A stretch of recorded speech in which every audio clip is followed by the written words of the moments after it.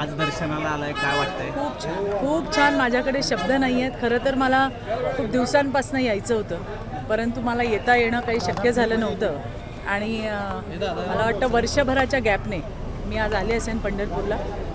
आणि विठुरायाच्या चरणाशी लीन होताना माझ्या भावना मी सांगू शकत नाही. इतकं मला आज समाधान आणि खूप आनंद मिळाला. काय विठ्ठलाकडे ताकद तर असतेच ना, परमेश्वराकडे येतो ती ताकद आणि ऊर्जा घेण्यासाठीच येत असतो. आणि त्यामुळेच आजचा दिवस म्हणजे माझ्याकडे आता शब्द नाही आहेत की मला किती समाधान आणि किती आनंद झाला. संजय राऊत म्हणतात 19 तारखेला मोठा स्फोट होईल, त्यामुळे भाजप नेत्यांचं सगळं म्हणजे काय चेहरे संजय राऊतांची तब्येत बरी नाही आहे. लवकर ते बरे व्हावेत अशी मी पांडुरंगाकडे सुद्धा प्रार्थना केलेली आहे. त्यामुळे ते जे काही सगळं बोलतात त्यावर फार लक्ष देऊ नका असं मला तुम्हालाही सांगायचं. म्हणजे अमित शहांनी केलेली टेस्ट ट्यूब बेबी आहे. हां, एकनाथ शिंदे म्हणजे अमित असं शहांनी कोण केलेली म्हणालं? Test tube Sanjay Raut. अहो, शिवसेना कुठली आहे मूळची हे महाराष्ट्रातल्या जनतेने विधानसभेत दाखवून दिलेलं आहे. आणि त्यामुळे मी तुम्हाला पुन्हा सांगते की संजयजी राऊत यांची तब्येत बरी नाही आहे. त्यांना लवकर बरं वाटू दे. आणि म्हणून आपण सगळे प्रार्थना करूया. मी तर केली आहे, तुम्हीही करा. त्यांच्या सगळ्या स्टेटमेंटला फार सिरियस घेण्याची आवश्यकता टेस्ट आहे. ट्यूब बेबीचा महिलांचा अपमान होतो. हां, टेस्ट ट्यूब बेबीचा अजून महिलांचा अपमान केला. अजून मी काही ते बघितलं नाही. मी दौऱ्यांवरती होती फलटणवरनं. आत्ताच मला मंगळवेढ्याला जायचं आहे. मी आता पंढरपूरला दर्शनासाठी आले. नक्की काय म्हटलंय काय नाही मला त्याबद्दल फार माहिती शेलार यांनी म्हणलंय की शिवतीर्थावर चाफा बोलेना, चाफा चालला, जे काय बोलतायत ते एकटेच संजय राऊत बोलतायत.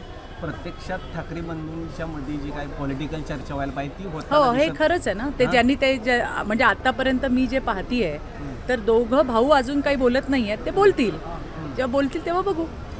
ठाकरे एकत्र येऊन कितपत फरक मुंबईत पडतो? काही पडत नाही, काही पडत नाही. कसं आहे तुम्हाला सांगते की भाषणांनी पोट भरत नाही, भाषणांनी विकास होत नाही.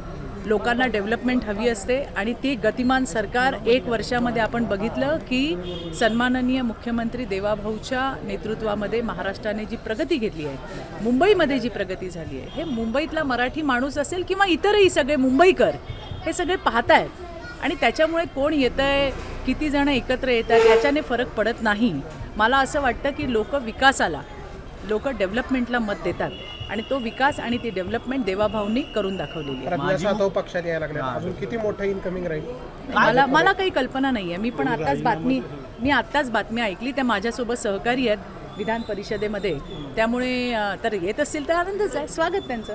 खरं काय कारण आहे म्हणजे असे जे राजीव गांधींच्या जवळचे होते सातव, यांची पत्नी सुद्धा येते, त्याचं काय म्हणजे ऑथेंटिक कारण काय? बघा, राजीव सातव जे आहे त्यांच्याबद्दल आम्हाला आदरच आहे. त्यांच्या पत्नी आता आमदार आहेत, आमच्यासोबत विधान परिषदेच्या सहकारी आहेत त्या. आता त्या तिथे येत असतील भारतीय जनता पार्टीमध्ये तर त्यांचंच नाही, एकूणच आपण काँग्रेसचं आपण पाहतोय की कशा पद्धतीने नेते आणि कार्यकर्ते यांचाच त्यांच्या पार्टीवरचा विश्वास उडत चालला आहे. मला तर आज आश्चर्य वाटलं. अगदी 2 मिनिटापूर्वीच मी व्हिडिओ केला आहे गाडीमध्ये. जेव्हा मी व्हिडिओ बघितला, पृथ्वीराज बाबा हे एक महाराष्ट्राचे मुख्यमंत्री राहिलेले आहे. ते प्रगल्भ नेतृत्व म्हणून आपण त्यांच्याकडे पाहत असतो. पण आज त्यांनी भारतीय सैनिकांवरती जो अविश्वास दाखवला आहे हे फार चुकीचं आहे. म्हणजे असं वाटतं की पाकिस्तानने त्यांना सुपारी दिली आहे की काय. ही अशा पद्धतीची जी वक्तव्य करतात, ज्या भारतीय सैन्यावरती या देशातल्या प्रत्येकाला प्रचंड असा गर्व आणि अभिमान आहे, आणि त्यांच्याचवरती अशा पद्धतीने टीका टिप्पणी करणं हे काही बरोबर नाही. आपल्या सगळ्यांचा, या देशातल्या सगळ्या देशवासियांचा भारतीय सैनिकांवर विश्वास आहे, पाकिस्तान धार्जिण्या काँग्रेसवर नाही आहे. त्यामुळे ही जी काही विधानं होत आहेत त्यांच्याकडनं हे फार दुर्दैवी आहे. बघा, राजकारण वेगळं आहे, पण तुम्ही ज्या ठिकाणी प्राणपणाने लढणाऱ्या सैनिकांवरती सुद्धा प्रश्नचिन्ह उभं करतात याच्यावर जनता विचार करतेच ना. हो, आपण राज्यात प्रचार करताय, किती नगराध्यक्ष खूप चांगलं वातावरण आहे, अतिशय चांगलं वातावरण आहे. मी तुम्हाला सांगतेय की आता या 20 तारखेला काही नगरपालिका होत आहेत. जशी मी काल फलटणला होते, आज मी मंगळवेढ्याला आहे, नंतर मी अंबरनाथला जाणार आहे. आणि याच्या आधीसुद्धा ज्या ज्या ठिकाणी फिरलो आम्ही, अतिशय चांगलं वातावरण आहे. लोकांमध्ये उत्साह आम्हाला पाहायला मिळाला. आणि याचं कारण पुन्हा एकदा मी तुम्हाला सांगते की देवाभाऊंच्या नेतृत्वात झालेला विकास आणि डेव्हलपमेंट फक्त भाषण नाही तर कृतीतून करून दाखवणं, सर्वसामान्य लोकांच्या चेहऱ्यावर हास्य फुलवणं, त्यांचे प्रश्न समजून घेणं, हे काम देवाभाऊंनी ज्या नेटाने केलं आहे, हा सगळा जनतेचा जो रिस्पॉन्स आहे ते त्याचंच फलित आहे असं मी तुम्हाला सांगेन. आणि आज मी तुम्हाला जबाबदारीने सांगते की 21 तारखेला ज्या वेळेला नगरपालिकांचे नगर परिषदांचे रिझल्ट येतील, भारतीय जनता पार्टी 1 नंबरची पार्टी ही राज्यामध्ये असेल. पुणे आणि पिंपरी चिंचवडमध्ये पुन्हा शरद पवार आणि अजित पवार गट एकत्र येतात. राज्यात कुठेतरी आता वेगळ्या म्हणजे युतीचं संकेत आहेत. नाही, कसं आहे की आमच्याकडनं आमचे सन्माननीय प्रदेशाध्यक्ष रविदादा आणि त्याचबरोबरीने निवडणुकीचे प्रमुख बावनकुळे साहेब हे दोघं जण त्या प्रक्रियेमध्ये आहेत. त्याच्यामुळे माझ्यासारख्या कार्यकर्त्यांचं काम काय आहे, झेंडा घेऊन पक्षाचा प्रचार करणे, प्रसार करणे, ते काम आम्ही करतो. तिथे वर काय ठरतं आहे आम्हाला माहीत नाही. ज्या वेळेला होईल फायनल तेव्हा आमचे नेते आम्हाला सांगतील. प्रज्ञा सातव यांच्यावरनं विचारतो की तुम्ही जेव्हा भाजपमध्ये आलात तेव्हा बरीच टीका झाली होती की तुमच्या निर्णयावर. आज कुठेतरी हे सगळं करताना तेव्हा घेतलेला निर्णय हे योग्य होतं, नाही, असं इतरांना काही सुद्धा नसतं. मी कसल्या सर्कमटन्सेसमध्ये प्रवेश केला हे सगळ्यांना माहिती आहे. आणि त्याच्यामुळे माझ्यावरती टीका झाली. जे टीका करत होते ते बऱ्यापैकी भारतीय जनता पार्टीत आले. त्याच्यामुळे जात्यातले सुपात आणि सुपातले जात्यात हे येत असतात. मी तेव्हाही सांगितलं होतं की जेव्हा प्रत्यक्ष तुम्हाला अनुभव येतात त्यावेळेला आपल्याला दुसऱ्यावर बोलणं फार सोपं असतं, पण जेव्हा आपण प्रत्यक्ष त्याच्यातून जातो त्यावेळेला आपल्याला लक्षात येतं की किती वेदना आणि किती त्रास या सगळ्या गोष्टींचा होतो.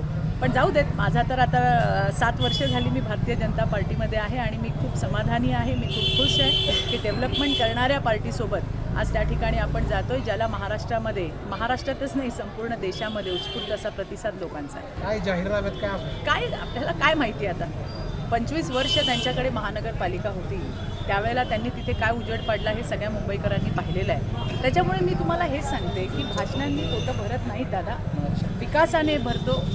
डेव्हलपमेंट पाहिजे लोकांना, मुंबईकरांना विकास पाहिजे, मुंबईकरांना डेव्हलपमेंट पाहिजे, महाराष्ट्राला विकास हवा, महाराष्ट्राला डेव्हलपमेंट हवी. आणि जो डेव्हलपमेंट आणि विकास करतो जनता त्यांच्यासोबत जाते. महायुतीचा अजेंडा फक्त डेव्हलपमेंट असणार आहे. ठाकरे अर्थात. बंधू हा विषय अर्थात विकासावरतीच आम्ही मतं मागितली.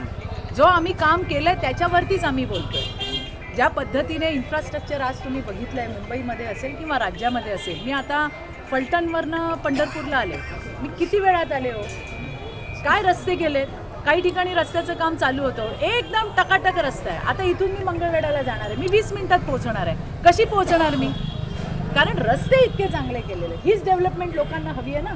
आज आपले शेतकरी बंधू आहेत, गावखेड्यामध्ये काम करतात, त्यांचा माल आणतात, त्यांना पण कुठेतरी बाजारपेठेत जायला जी काही दळणवळणाची यंत्रणा, म्हणजे मला असं वाटतं की डेव्हलपमेंटमध्ये रस्त्यांचा फार मोठा रोल आहे आणि ते काम केलं आहे सरकारने आणि काम चालू आहे.